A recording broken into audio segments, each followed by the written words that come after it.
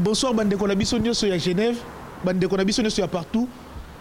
Lelo équipe TNP Info et ko assister na messe à réveillon ya Noël. Ya bande de quoi Genève Nyoso ba bongisa qui va organiser awa na salle na biso Saint-Boniface donc toza awa lelo na messe na monsieur l'abbé et puis tous les Congolais en général bakoya lelo pour que to passer réveillon na biso ya Noël ensemble. Après messe na set toza na moi réception zali moi eloko kolia moi eloko komela o ba Congolais ba bongisi po bakabola longo o ezasi na bolingo parce que to baki année o ezoto banda eza année ya bolingo donc c'est-à-dire l'amour et le respect. Donc amour et le respect. Yango poto la kisa bolingo na biso to ina ko sangana. Parce que les apôtres ils étaient toujours ensemble. Ils vivaient dans la fraction du pain, dans la communion fraternelle et aussi dans le partage. Donc yango lelo to la kisake d'abord to mati likolo to lié bilé ya molimo o ezali mateya sango mokonza ko lesa so bilé ya molimo o ezali mateya tant to ko sisa kuna to kitina sesko to kena fraction du pain to place to kabola mo eloko ha mo eloko ndezalaka mo eloko kolia et puis to meli moi eloko komela to kitsa mongongo et la sara ke bolingo la biso to luka to sisa année oyo en bonté. Toko yamba boye ya mokonzi na biso abotami na ndenge ya malamu do yango toza awa na salle na biso ya Boniface toza na bandeko nyonso ba Congolais so ya Genève toza na bango awa bandeko nyonso elongo pe bozo mona ba mama bazoyaka bandeko bazoya de partout donc toza lelongo ensemble pour que to passer réveillon na biso ya Noël bozo mona nde bazoya malembe donc c'est un moment de joie moment o yesengo toko sa biso nyonso. Et si quand on m'a bête au sein pembeni, tu retiens des bolingondés et primé katinabiso. Parce qu'il nous a laissé que l'amour. Donc Jésus nous a laissé que l'amour. Donc yango to vivre amour wana. Amour wana yango sali ke to sangana biso nyonso. Donc bande ko nyonso à Genève, na misusu ba uta na bangambu bakoya awa to sangana na salia Saint-Boniface. Donc elongo na bido tozo kende parce que to vivre événement yango to landana nous messe na biso ndenge ko lekela après messe to kita sou na set koti awa na salle o donc messe ça likolo après to kita to kota na salle awa place to kabola moi lipa kasi bola ndanga to kena kati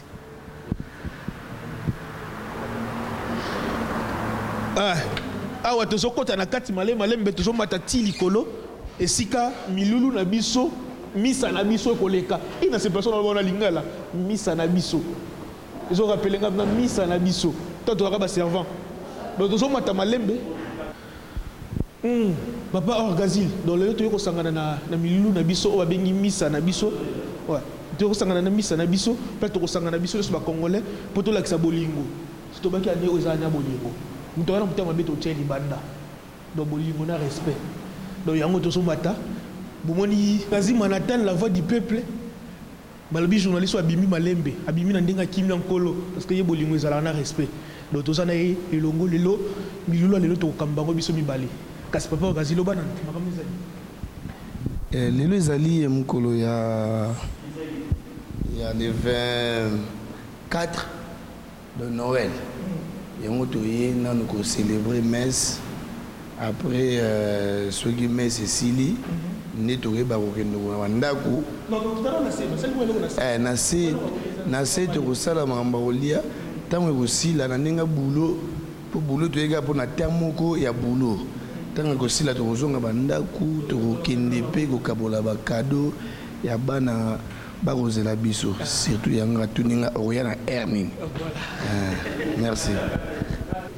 Bonsoir les amis de la bonne image, bonsoir toute l'équipe de TNP Info, bonsoir vous qui aimez et Crénologie.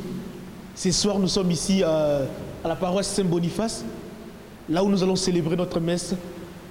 On nous a dit que c'est l'ensemble de toute la communauté africaine dont nous allons passer les réveillons de Noël ici. Donc il y a tout un programme qui est prévu. Mais je préfère que M. l'abbé lui-même puisse vous expliquer quels seraient les programmes, comment on va évoluer. Nous allons recevoir M. l'abbé qui va se présenter. Bonsoir M. l'abbé. Bonsoir. Monsieur l'abbé Dikambi, Julie est mon nom. Je suis prêtre de Bel-Ars, donc ici en France, originaire du diocèse de Kinshasa. Et je suis maintenant ici, je travaille avec tous mes amis congolais et africains et français ici. Alors, particulièrement ici à Saint-Boniface, où il y a notre communauté africaine. Voilà. Nous disons africaine parce que nous sommes ouverts à tout le monde, à tous les Africains qui veulent nous rejoindre, qui viennent prier avec nous. Mais pour le moment, les groupes, la grande partie est encore composée des Congolais. Ok. C'est cela, voilà. Monsieur l'abbé, ce soir, vous nous avez invités ici. Qu'est-ce qui se passe ici? Je ne vous ai pas invité. Aujourd'hui, c'est la messe de Noël. Je suppose que pour tout chrétien, c'était le grand jour. Et non, je parlais de l'équipe TNP Info. De l'équipe, oui, peu importe. Vous êtes aussi chrétien, je suppose, comme moi. Et Noël, aujourd'hui, c'est le jour où nous fêtons la naissance du Christ. Ce n'est pas un anniversaire, c'est la naissance du Christ. Je précise bien dès le départ, parce que quand j'observe, quand je vois partout dans les rues, dans les magasins, un peu partout, vous voyez que c'est bien décoré, tout le monde se prépare pour fêter cet événement. Mais quand vous leur demandez pourquoi tout cela, pourquoi toutes ces décorations, ils ne savent pas en réalité pourquoi il y a tout ça. Alors qu'ils savent très bien que la fête d'aujourd'hui est dédiée à notre Seigneur lui-même, Jésus, Emmanuel, Dieu parmi les hommes, qui vient chez nous. Ce n'est pas un anniversaire, j'insiste, mais simplement une naissance parmi les hommes. Et c'est pour ça que nous sommes là, comme toute naissance, comme tout bébé qui arrive dans la famille, c'est la grande joie. Et il naîtra aujourd'hui dans les cœurs de chaque chrétien et dans les cœurs de tout homme qui aime le Seigneur. C'est pour ça que nous sommes là. Ah, mais il a bien précisé, ce n'est pas un anniversaire, mais c'est une naissance dont le Christ est né. Maintenant, nous voulons savoir le programme, monsieur l'abbé. C'est quoi le programme aujourd'hui?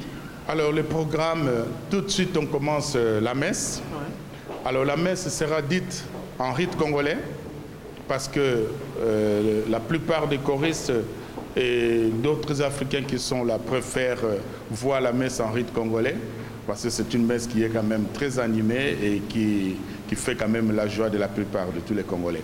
Alors, après la messe, immédiatement, nous allons descendre dans la salle où nous allons nous retrouver ensemble pour prendre un verre. C'est une fête de famille. Voilà. Donc, Noël, en même temps, fête de famille, et nous voulons nous retrouver en famille. Et on va se retrouver dans la salle. Donc, nous allons nous retrouver en famille. Mais, monsieur l'abbé, il y a ceux-là qui ont voulu être avec nous, mais ils n'ont pas eu l'occasion. Un petit message pour eux. Pour ceux qui ne sont pas là avec nous, je dis tout simplement que nous sommes de cœur avec eux. Pour des raisons diverses, ils n'ont pas pu nous rejoindre, mais le Seigneur ne les a pas oubliés. Noël, ce n'est pas seulement pour ceux qui seront dans l'église. Noël, c'est aussi pour ceux qui sont loin. Noël aussi, c'est pour ceux qui sont empêchés. Le Seigneur va naître dans le cœur de chaque homme qui s'est préparé et qui l'attendait. Alors, dans la mesure où on a entendu le Seigneur, dans la mesure où on savait qu'il doit venir et qu'on s'est préparé en conséquence, le Seigneur va naître, peu importe le lieu où on se trouvera, il sera avec nous. Mais nous serons de cœur avec eux, dans notre prière, nous allons les associer et le Seigneur va naître aussi chez eux. Le Seigneur va naître surtout dans le cœur de tout le monde. Le Seigneur va naître dans le cœur des païens, des chrétiens. Ceux qui sont des païens, sachez-les que le Seigneur va naître dans vos cœurs et vous serez repentis. Monsieur l'abbé, un petit mot de la fin. Je n'ai pas dit les païens, j'ai dit dans le cœur de tout chrétien qui se prépare à recevoir le Christ. Les païens aussi. Les petits, les grands, les démunis et tout ça. C'est pour ça qu'il a choisi d'ailleurs les bergers. C'est ça. Ok? Parce qu'il est un Dieu qui a choisi les petits, un Dieu qui a choisi les démunis. Il a choisi déjà son camp. Tout le monde est le bienvenu. Mais n'empêche, ça dépend de ce que vous appelez païen, mais tout homme qui croit en Dieu, même s'il n'est pas encore baptisé, même si Messie croit vraiment en Dieu, je pense que le Seigneur ne les repousse pas, ne les abandonne pas, il sera de cœur. Au contraire, c'est l'occasion pour nous de les appeler pour qu'ils entrent dans la grande famille des enfants de Dieu. Amen. Amen. Ok, maintenant là, nous allons aller dans la salle pour commencer, dans l'église pour commencer notre messe. Et merci, monsieur l'abbé. Je vous en prie. Peut-être sur la sous ceux qui messe Cécilie. Très bien. Merci. Merci, je vous en prie. Bonne fête de Noël. Ok, merci. Donc, dans cette ambiance, nous allons continuer. Nous allons entrer dans l'église pour suivre notre messe. Et puis, dans Simande, Tokobima, Poto Mekakosolana, Bandekonyoso, Toye Baba Vina Bango par rapport à messe et les Kindengenini. Donc, Tokena Nelongo, Tokelanda Kuna. tovandi na ekolo na biso tokoyoka te so labi ebele ya bato baza kokufa kuna bitumba eza kuna. Bonne nouvelle eza koyoka bitumba esili. Bonne nouvelle eza koyoka te bana na biso bakote su na mosala ya bosoda te te bamama bakozala su viole te ba tata bakokufa lisu te bamama bakotikala baveuve te. Bonne nouvelle yango wana. Mais mpona oyo aza na kati oyo aza koluka bentere na kati ya bitumba, est-ce que ezali bonne nouvelle mpona ye? Non. Tolandi awa na États-Unis ebele ya bana bakufi na école. Lelo mbele bana mususu bakosepela Noël malamu te parce que bandeko na bango bakufi. La bonne nouvelle serait te yasola makama minduki esila te batu batika kobomana te batu batika bitumba. C'est cela la bonne nouvelle. Ça dépend de qui reçoit la bonne nouvelle. Ça dépend yang moto o azako yamba bonne nouvelle oyo ba annoncer. Na Bethléem, na Jérusalem, kuna na Gaza, okoyoka te batu ti lelo bazali kokufa. Mbele basusu bakoka même pas kokeno kosambela. La bonne nouvelle serait oyebisa bango bitumba esili. Kimia ekoti bokoyi kokendo ndako ya losambo, bokoyi kokendo kosambela. Boboto Bondeko, c'est cela en fait. Mais la bonne nouvelle dépend de la personne qui reçoit la nouvelle. Est-ce qu'il y a un limi yango? Comme il y a tombola ye, comme il y a rendre heureux, comme il y a pesa ye bonheur yasika. Et Jésus-Christ soyez balobi la bonne nouvelle. Je vous annonce une bonne nouvelle. Aujourd'hui vous êtes né un sauveur. Aujourd'hui vous êtes né quelqu'un qui viendra vous sauver. Oya kolongola bino na kati ya mulili, oya kolongola bino na kati ya pasi, oya kolongola bino na kati ya mikakatano. Mbula mobimba mbele bozalaki bato botamboli na kati ya pasi. Mbula mobimba mbele botamboli na kati ya mikakatano. Mbula mobimba bozalaki na basusi ndenge na ndenge. Lelo je vous annonce la bonne nouvelle. C'est ce Jésus-là. C'est lui qui vient pour vous sauver. C'est lui qui vient pour vous réconcilier. Tango bino na kati ya libota mobimba boyokani bozalaki susute. Tango bino na kati ya libala boyokani bozalaki lisusute. Tango bino na kati ya communauté boyokani bozalaki lisusute. Na yeli bino moto oyo akoya kotia boyokani. Moto oyo akoya kotia kimia. Moto oyo akoya kopesa bino esengo ya sika. Voilà tina biso to kutani. Tela tina to kutani awa na kati ya ndako eye po ya kosambela parce qu'il y a la bonne nouvelle, parce qu'il y a quelqu'un qui arrive, parce qu'il y a quelqu'un qui vient juste pour nous apporter la joie. De to yemba. Boya nini eto boya koyemba. Maso to zui la ye. Maso e. Zambe biso maso e. Yende tata e bengu mumolene. Yende tata e bengu mumolene. Awatoye onako ya Zambe penzaye asangi sibiso basoye. Bebiso basoye. Yende tata e bengu monene. Yende tata e bengu monene. Amen. Bonne nouvelle yangoana. Lelo Noël pona biso. Lelo sango ya isengo pona mukristo moko kati ya biso. Elinkoloba kulungwa nesika na zalaki na mulili. Na kozala plus concret. Boboto, bondeko, tovandi na mboka oyo. Musika, loin de vos familles, loin de vos parents, loin de votre pays. Le bonheur, la bonne nouvelle. O yezo akopesa bino, o yezo akomemela bino. Ezali tata musika bongo. Atako boza musika na bango, nesika bovandi muto na moto ayeba retrouver un peu de bonheur.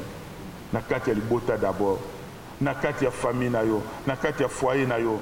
D'être le bara toujours. Noël les a fêtes ya famille. Noël les a fêtes. Oyo yela bato banso sengo na kati ya libota. Na bara toujours occasion yango lelo, na butu ya lelo. Tango bozongi bolobi mbotama ya Yesu Kristo. Lelo mbotama ya mukonzi. C'est l'occasion pour que toye bakosala lokola ye. Aye pona ko réconcilier bato. Aye pona ko tia bato banso lisanga. Alors, réconciliation yezoye et ko bandana ni pa ina biso na kati ya libota. Tata, maman, bana, occasion, il y a réconciliation à solo awa. Loin de tout ce que vous êtes, loin de là où vous êtes, loin si kabino boyo vanda, ne fils ka tabozana souci ya mboka na bino, souci ya baboti, souci ya bandeko batikala, mais awa liso to baksa souci musute. To baksa passe likolo ya pasité. Alors pour to baksa passe likolo ya pasité et loko aliboso la réconciliation. Kati ya tata na mama, kati ya tata na bana, kati ya mama na bana, na kati ya famille banso lisanga. Nalbaki na bino mukolo muso na labi et moment ekoki pour que télévision et comme un trait d'union te pour que télévision et comme eloko esangisaka biso te tokoti mutu na mutu misu na TV mutu asolisaka moninga aza te mutu atalaka moninga aza te misu kaka na TV. Noël lelo eye koloba na bino nyonso wana abuo pia totalana tosalisana toyeba kolingana bolingo ya solo tata na mama bolingana bosolola bino bato bosololaka te bino bato lisolo ekatana moma yango oyo mpo ya kozongisa lisolo moma yango oyo mpo ya kotala na miso mpe kolobana na bosolo. Noël ezali occasion oyo ya koloba te mbula ya sika ebandi. Peut-être nazalaki na souci mbula mobima nazwaki mosala te, nazalaki na souci mbula mobima nazwaki libota te, souci mbula mobima nazalaki na santé ya malamu te. Le moment est arrivé. Tu arrives, Seigneur. C'est toi qui arrives. Parce que balobi yo zali mobikisi. Parce que balobi yo zali mwinda. Et le kola tolobaka yo zali yaya oya pesaka. Yo zali yaya oya salaka. Alors nati elike pa na yo. Salate mbula oyo za kosila. Makambo sika pe e banda. Na lobaki na bino la bonne nouvelle dépend de la personne qui reçoit la nouvelle. La bonne nouvelle dépend de celui qui accepte la nouvelle. Parce que moto andimi yango na motema moko akoki koloba ya solo libiki po na nge bandi ya solo mobiki siye wana ye mususu pa koloba non ce n'est pas le moment o ye wana tenga na zozela banzambe ya kofabrike tokoki pe kofabrike bango nde tolingi selon ba intérêt na biso selon ba désir na biso motema mto kofabrike nzambe na ye kofabrike nzambe eza très facile parce que akotosa na ba désir na yo parce que akotosa na ba tante na yo. Mais kosalela nzambo ya solo eza facilité po ye tango yo lobi na ye nazala besoin lipa ya lobi na kopeso lipa te mais na kopeso mikate osengelo ndima mikate wana tango lobi na ye nazala na posa ya kolia poisson ya lobi na kopeso poisson te na kopeso poulet il faut ndima poulet wana po ya yebi posa ya solo po ya yebi eloko ya solo oyo ya kopesa yo po ekolisa yo po okoma moto mosusu. Alors, Mboula Oyo, pour la bonne nouvelle, c'est accepter d'abord la volonté de Dieu. C'est accepter d'abord que Dieu fasse ce qu'il veut de nous. Ce n'est pas un Dieu fabriqué à notre imagination. Ce n'est pas un Dieu fabriqué à notre taille. Un Dieu qui doit faire ce que nous voulons. Comme nous demandons aux mécaniciens, voiture n'est en panne, bongisa, pinel. Non, ce n'est pas ce Dieu-là. Le Dieu d'aujourd'hui, c'est le Dieu qui vient avec ses exigences, un Dieu qui vient avec tout ce qu'il veut pour toi, et l'amour vrai,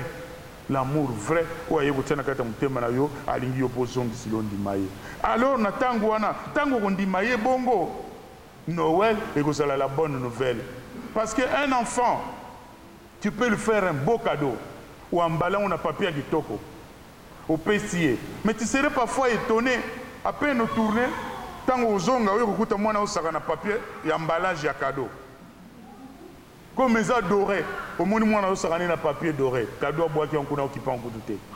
Ce qui l'intéresse c'est le papier loko les a doré loko les a kitoko mwana osaka na papier ce qui pesa na ba biloko batiaka na kati ya pona ko protéger ba boule wana okuta tobola ba boule pak pak hein cadeau na yo.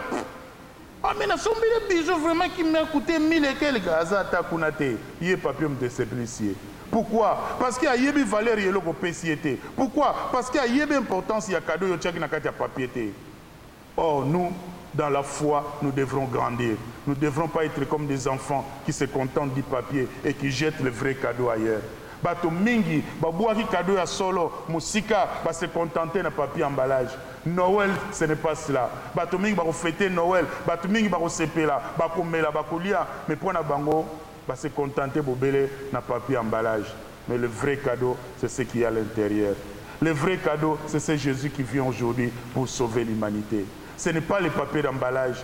L'enfant se contente de ces papiers. Mais toi, chrétien, dans ta famille, aujourd'hui, le Seigneur veut te dire, je suis là, je suis la lumière, je viens apporter la lumière pour que tu quittes le monde où tu étais, pour que tu quittes le milieu où tu étais, que tu changes de vie, que tu deviennes quelqu'un d'autre.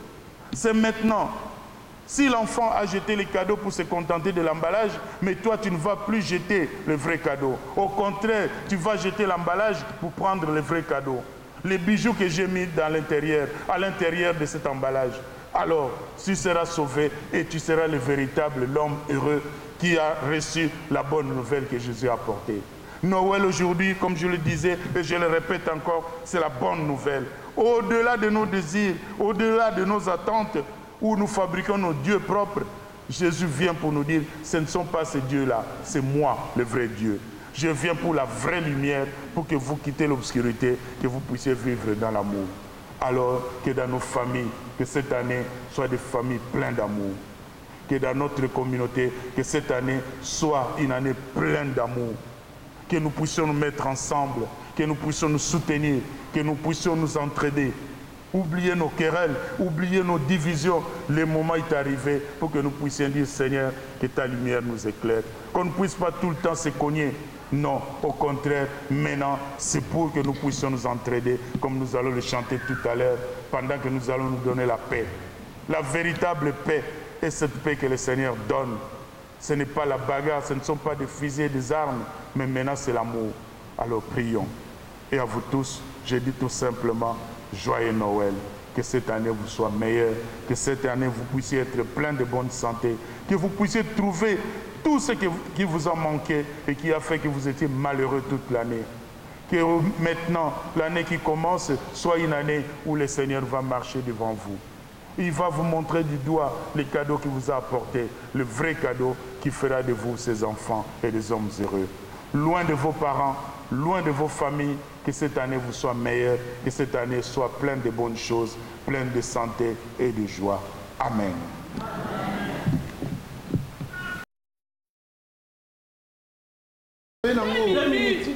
En tout cas, bana bilenge ya Mwinda, oya Genève, balakisi penza bolingo la bango epai ya nkolo Yezu. Topesi bango mokako swape totombeli bango mbula ya sika malamu. Merci na Nzambe. Bonsoir maman. Eleki boni. Eleki malamu. Tozo senga bande koboyaka chaque dimanche na 15h. Mesa lingala na bejili. Boya kopesa biso maboko na chorale. Tozangi bavwa na kati ya chorale. Pona lelo mesa eleki kitoko. Nzambe akumisa mambale bele. Joyeux Noël na bino nyos. Eh ben maman, opesa joyeux Noël na famille na ote. Famille nanga libota mobima na tiki bango na kati ya maboko na Nzambe. Yango moni avant tokende komela kolia. Toyena nko kumisa Nzambe. Oyo azali kosala kati na bomoi na biso mikolo nyos. Yango to tiki nyos na maboko na ye. Ouais, merci beaucoup. Wani zalaki ba maman ya église ndenge zalaka lelo nde ezali mukolo ya le 24 Noël. Ba maman ba ye pona kokumisa Nzambe na bango eleki kitoko na likolo et puis na se awa watu kokota na kati bokomona ezali makambo ya komela pe kolia pona kokumisa kaka mbotama ya Jésus. Amen.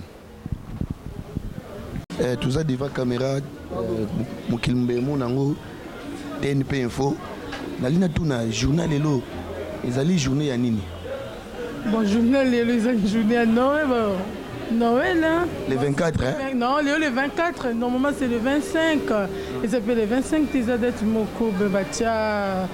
Pour leur reconnaître seulement, mais ils ont le 25. Mais na moun tout na messe Nicolo a na cette kiti to mela. Eh ben, fête. Ah d'accord. C'est la fête. Donc, après kilt, fête. Oui, pour passer ça, bana, agapé. Ah, jour agapé. Merci beaucoup. On dit que vous moni za jour agapé à maman. Na bana. Donc, le 24 Noël. Donc, toujours qu'il est toujours évolué tout dans la carte. Mazara, les lots moni toza awawa. Les a journée. Mais Ali, il y a Noël, tu as fait un Noël quoi. Tu as église, tu as bimi église, bon. Il y a un autre côté na salawa. to kabola moi bilo moi eloko moko moi j'ai na bandeko nyonso quoi pour la fête à Noël. Les jours à cadeau à bana. Ouais, y a pour un cadeau à bana. Mais les colons tout le monde est outil kilt à na de kiti to banomé là. Ezani. Il y a fête non, il y a fête, il y a un jour to kutani dodo sangana batu nyonso, il y a fête quoi pour na batu nyonso, il y a pour na bana te, il y a pour na biso nyonso quoi. Nous au mona ba bikolo na bana to kabola esengo elongo quoi. Merci beaucoup Ndega Bazoloba. Et les jours le 24 décembre, et là jour il y a bana na mondi bana baza, tout me retourne ba trois questions. Bonsoir mademoiselle. Bonsoir. Comment vous appelez-vous? Priscilla. Madeleine. Comment vous trouvez le jour où il y a les lots au trouvant en commun? C'est le jour de Dieu, c'est un jour où on a partagé en famille et voilà, tout simplement. Donc là maintenant on était à l'église, maintenant on a descendu en bas pour manger. Et c'est quoi qui se passe? C'est pour célébrer la fête de Jésus, c'est pour célébrer sa fête et on est tous là en famille pour fêter ça. Avant c'était la prière, maintenant c'est la fête. Donc vous êtes en famille ici? Il y a toutes tes familles ici? Là il y a ma mère et ma soeur, mon oncle Guy Toukia.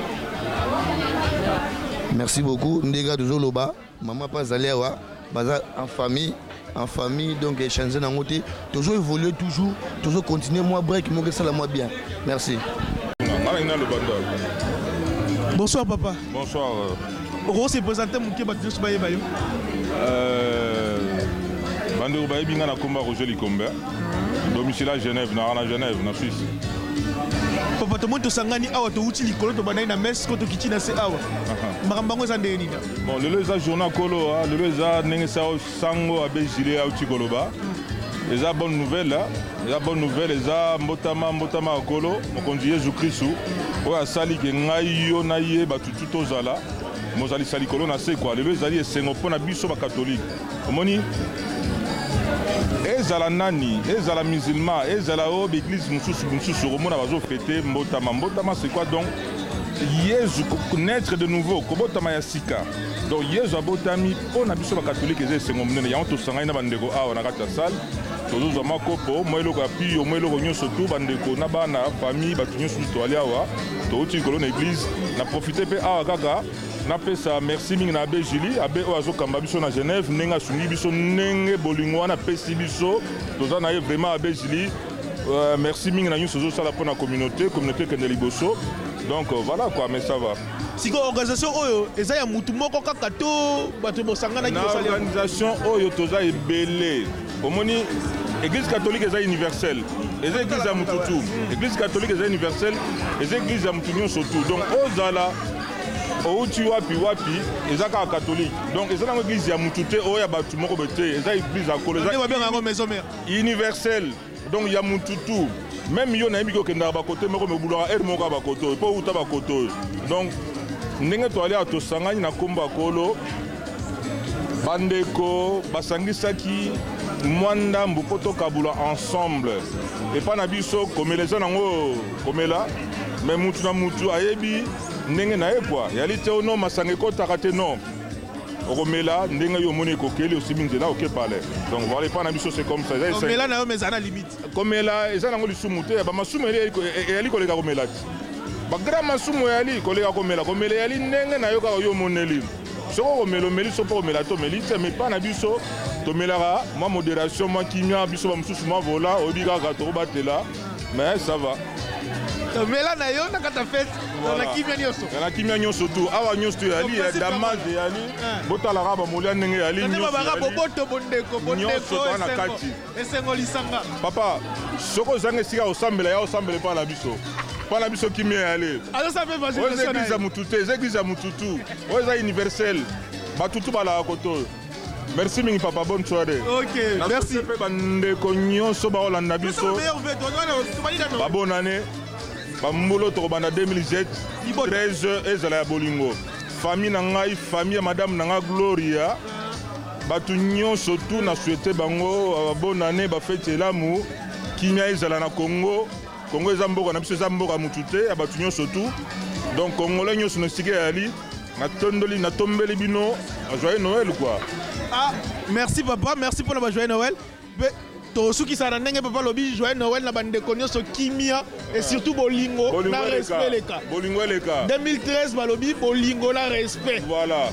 Na lingi yo na respecter yo. Voilà. Ko linga pendant que respect. Merci papa Likombe.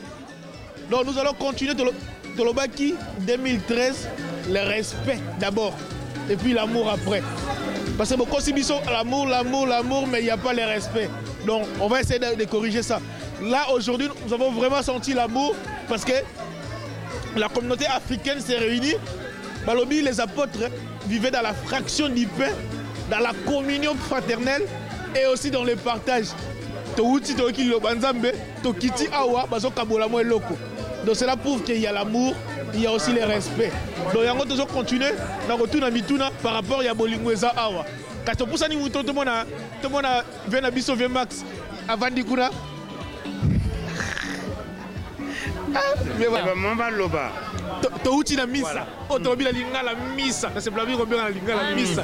Misa le qui c'est quand kiti na se. Non misa. Donc misa. Maman le qui de. Ah le qui toko moyen té. Eleki kitoko lelo ezaki mokolo vraiment mwana nzambe abotamaki mokolo oyo biso nyonso tobotamaki yango bodesile bosangana kaka eza signe amour ti ye moko aza bolingo bongo biso tolingana te mpona nini mwa eloko akomela mwa eloko akolia mpona lisanga tosangani na suka lango tomela tolakisa bolingo na biso envers baninga na biso yango kala mwa message ya bandeko nyonso mpona Noël. Pour la Noël, na souhaité bon joyeux Noël, bas sangana ndenge biso to sangani. Koza na mabe eza ngo na tina te. Lelo mukolo nzamba abotami, biso sito botami. Mukolo ya abotamaki, mukolo biso pe to bandelaki to botami donc to kola siko to koli makamnyo sa kala to boaki. Et passer yo to boaki siko to bandi ya sika. Mbote na famille. Ah, famille Momba Mbote, on souhaite un joyeux Noël, une bonne fête, elle est bien. Elle est bien. Ndenge to suki seli, ndenge pe to banda. Bien Max Mbote na famille. Na bise ba nyuso Mbote. Na dada kuna hapo sana tena boma. Yango na sengo, ne to sene. To bana nene ngwana. To kana na baninga, yestanga ezala. To sangana. Mone mabela na te. Mone totonga bolamu tozonga amour eloko nangi na koloba yango wana asute bato nyonso bajoyeux Noël mpenza kimia na motema calme towilisa te mabe mpenza donc tobwaka mosika tozala calme tolanda vie malembe kaka ndenge nzambe ye moko asali mokili na ye toyokana monia yango eloko na asute kaka bato nyonso kaka toka bameilleur veu mpenza anekende bien estelana bien ebanda mpe bien kitoko boyoki tolia kuluta baleki tale bele vieux Max alobi kimia bolingo mabe tobuwaka bolamu nde toyamba mabe tobuwaka bolamu toyamba donc tokobanda na bolamu babi 2013 respect et l'amour yango mam toke nango respect pene fresala botosi moi leki tosa mokolo tosa leki donc respect et puis ande bolingo tokoloba nsima kati okotuna na ambiance ya kimia na bolingo. Waouh, vieux Max alingi kaka madame Manhattan loba. Na wana Manhattan ta s'occuper nango. Manhattan ta s'occuper na Manhattan. Kasi soit suite. Voilà, ndega ezalaki wana collègue nanga trésor. Makambo toujours continuer bien, toujours évoluer bien. Donc la catholique Yesu abotami. Donc abotami penza donc obligatement Yesu abotamaki bayaki na ba or bayaki na ba biloko belé ba cadeau. Donc na catholique tango Yesu abotami ba damas eyaki ekoya puis mususu ezoya. Donc toujours continuer de évoluer. Ah toujours les gars s'il vous plaît. Toi écoutez maman. Bonsoir maman. Awa toza awa to mona ki to uti likolo na kilt to kiti na se tozolia eza nini esengo ya mobikisa abotami lelo tokumisi nzambe ndenge akomisi biso na mokolo ya lelo totonde na esengo mingi na ndenge tosangani awa nzambe azwa lokumu oyo tosengi ke azala na biso abatela biso tosepele elongo po toyambi mobikisi oyo aye na mokolo ya lelo ayeli biso nkembo ayeli biso libiki ayeli biso esengo azwa lokumu lisusu donc ye ayaka ne chaque année ayaka chaque année ko na lelo tosepeli mpo tokómi na mbulu abateli biso tokóma na mokolo ya lelo lisusu esengo ya lelo lisusu ebakisami lisusu ayaka na mbula moko fo tosepelaka na ndenge tosanga lisanga esengo mingi tocomprendre kaka eza pena esengo mingi yesu auti obotama do a yesu madame Manhattan tomoni yo awawa yesu abotami lelo donc nakumisi nzambe parce que ayekolaki biso mpe mawa donc na mawa wana atindaki mwana na ye akufa mpo na biso donc nayebi te nde na kooloba donc awa naza na église catholique nayebi vraiment ndenge etambolaka te na église oyo mais bainvite biso mpona kobotama ya yesu wana ezalaki madame Manhattan nga moko orgasi Manhattan donc toza mpena na kati ya catholique yango oyo donc tozo évoluer kaka tozo évoluer toza mpe na mwana ya nzambe comme na ye comment vous appelez-vous? Naïka Lopez. Qu'est-ce que tu fais ici? Eh ben, ma maman voulait qu'on vienne à l'église fêter Noël. Bah, moi, ça me plaisait. Alors, on a décidé de fêter Noël ici. Et moi, je trouve que c'est superbe et on a bien la chance. Alors, voilà. Ndengera lobby. Donc, journée na bango ya lelo Noël abotami azali mwa muke. Donc, on dit Yesu abotami ayi mwa muke. Apa kolaki. Donc, la fête ya bana Yesu bena abotami. Na biso pe sans oublier toleki ve na bosani te na zape awa na babengaka ye bo bayembaka na ba musique ya mokili pe ya nzambe comme na ye Gracia Gabriel Manhattan. Gracia, tu fais quoi ici? Bon, na bayebi ko ya mwana nga. Mais tu fais quoi ici? Je suis venu prier. Ah, donc la fête de Noël. Ouais. Jésus il vient de naître. Oui. Ah, donc c'est ça. Oui. Maintenant on a vu, on était en haut, maintenant on a descendu en bas. En haut c'était quoi? En bas c'est quoi? En haut c'était pour prier, ici c'est pour manger. Et... pour manger. Ouais. Et c'est tout. Et puis qu'est-ce que tu dis à ton Jésus? Ben, que je l'aime très fort. Hein? Je l'aime très fort. Plus que papa? Oui. Wana na mwana ya nzambe bondimela ngai. Donc alingaka Yesu na plus que son père. Vraiment. Est-ce que na ko bunda nzambe? Obena ko bunda Yesu. Pardon. Mwana nga linga epena ndingo wana. Toleki. Oye koto papa na ngai yeyo masolongo yango yo nga nazongo si micro pa coach nanga to voler malé to koma. Ingeta. Merci na bandeko nyonso, merci na ndenge bolandi biso, merci na événement sur l'équipe awa, mais je sais que la fête continue malgré que to kata la fête toujours continuer parce que awa tozali awa ti 1h 2h munyo so lembi okei mais temps ebele do bandeko ba vana bolingo na lisanga na esengo nyonso donc kimia ezali donc kimia et on appelle Simbote na celui qu'on appelle le bulldozer, l'homme qui pèse tellement kilos, Jérôme Yaya. Sans oublier la tête bien faite, Papa Thomas Tingi, l'impresario, ainsi que Ngamoko, Trésor Kindu. Donc, tu avances, tu as un